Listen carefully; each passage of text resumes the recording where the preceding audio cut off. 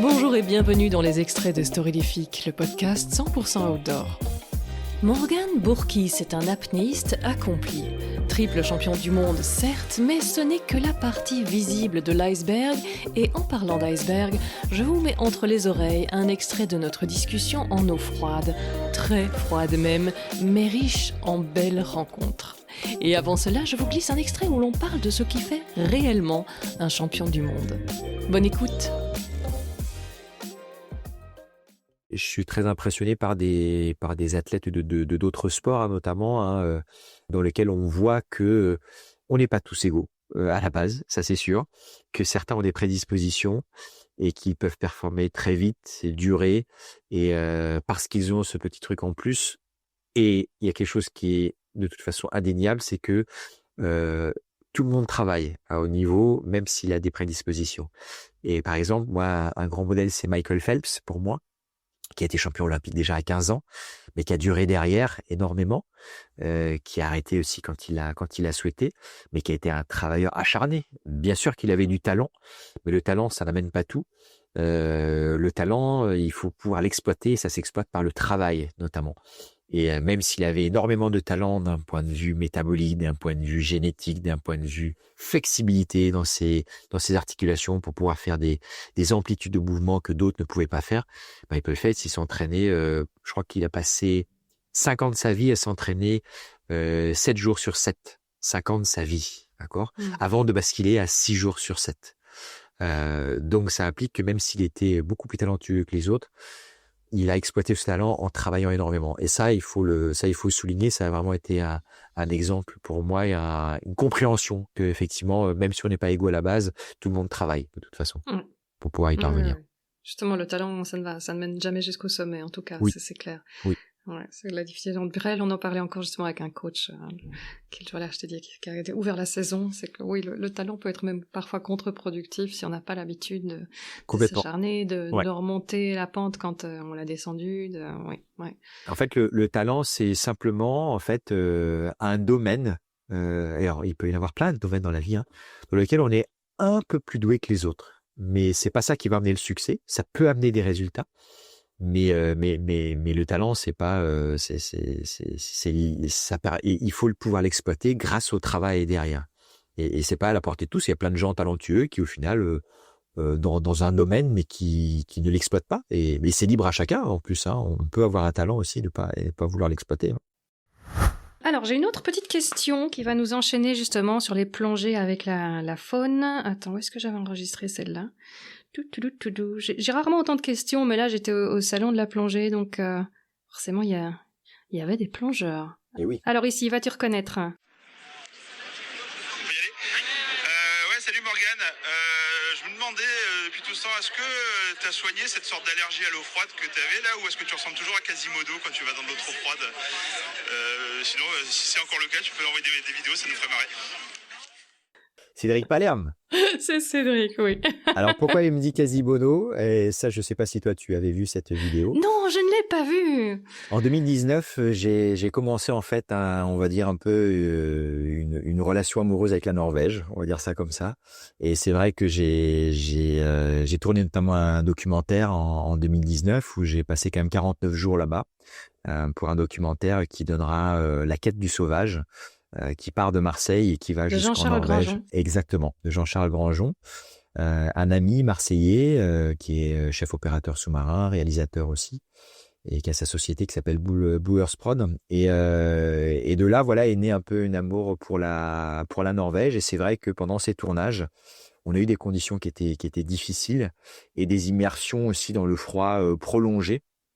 Et où après, en sortant de l'eau, je pouvais me retrouver déformé par le froid, c'est-à-dire des lèvres qui avaient gonflé, des joues beaucoup plus marquées également, et une difficulté à parler parce que la mâchoire un peu congelée.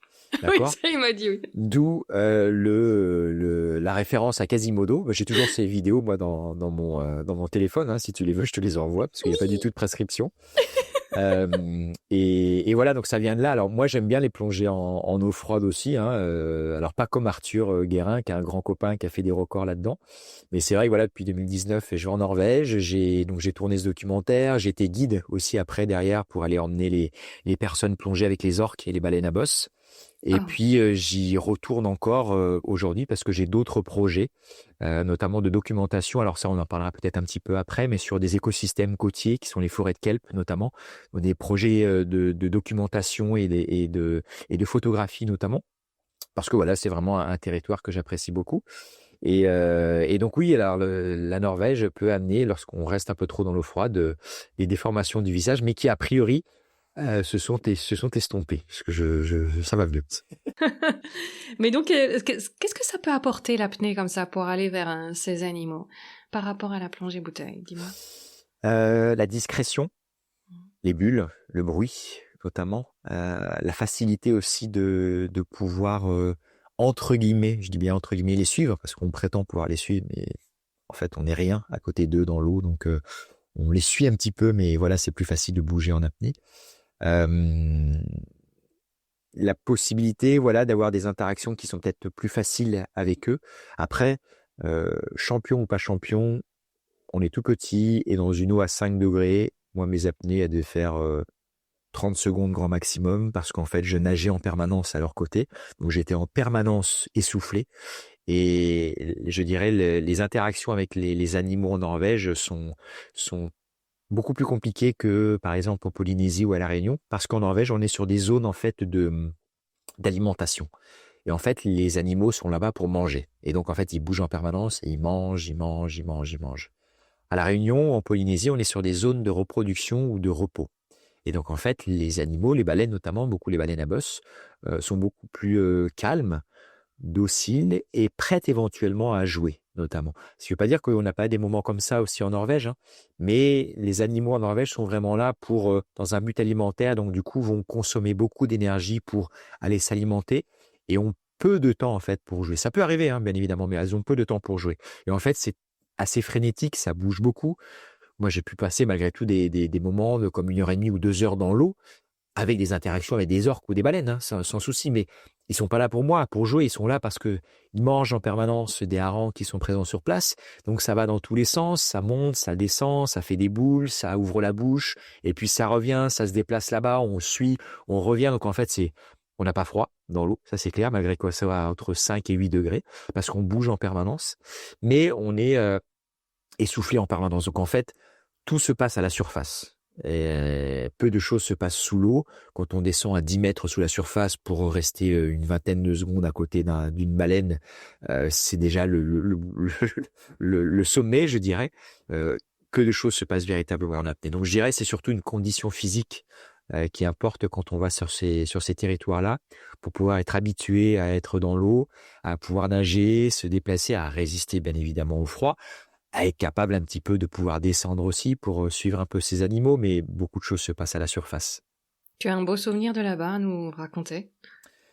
J'ai des multitudes de souvenirs parce que comme j'y suis allé plusieurs années, j'ai eu des expériences en fait multiples, mais c'est vrai que vas-y, j'ai encore 2 heures devant moi, hein. quand on passe du temps, notamment pour un tournage et qu'on passe voilà presque 50 jours là-bas, forcément on multiplie aussi les sessions dans l'eau et on a de plus en plus de chances de pouvoir voir des choses incroyables.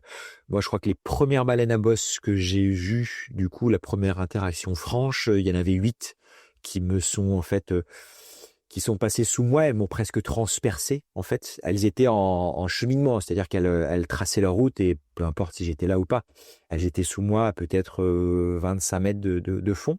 Et elles traversaient comme ça, en fait. Et donc, je me suis retrouvé avec 8 baleines à bosse qui ont défilé sous moi. Un véritable train, en fait, hein, ça a duré peut-être, moins de 30 secondes, mais c'était un spectacle magique pour voir, en fait, ces animaux immenses qui bougent quasiment pas et qui avancent comme ça, et ça te remet bien évidemment en place par rapport à ta petitesse et par rapport à tes habiletés sous l'eau. Moi, le champion d'apnée qui ne fait vraiment pas le figure par rapport à ces animaux-là. Et donc ça serait ma première interaction avec les baleines. Après, il y en a eu plein d'autres. Moi, j'ai failli me faire avaler par une baleine. Si cela t'a plu, on se retrouve pour la version complète dans l'épisode 114. N'hésite surtout pas à en parler à un ami ou à un inconnu pour les plus audacieux. Vos recommandations sont de loin ce qui aide le plus le podcast. Tu peux t'abonner à la newsletter ou aux réseaux sociaux de Storylifique, tout est repris dans les notes. Tu peux aussi écrire un avis sur ta plateforme d'écoute. Les recommandations ici aussi aident beaucoup le podcast à se faire connaître. Et quoi que tu fasses aujourd'hui, fais-le bien. À bientôt.